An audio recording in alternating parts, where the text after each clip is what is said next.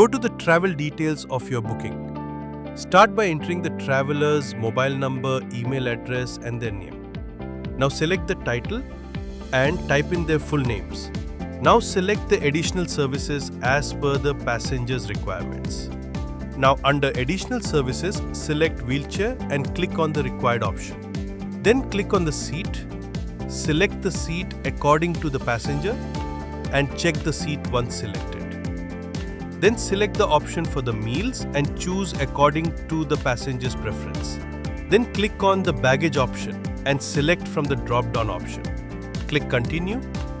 Click the payment mode drop-down. Then select the wallet option and proceed.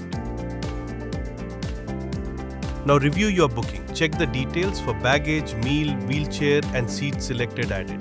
Then click the book ticket.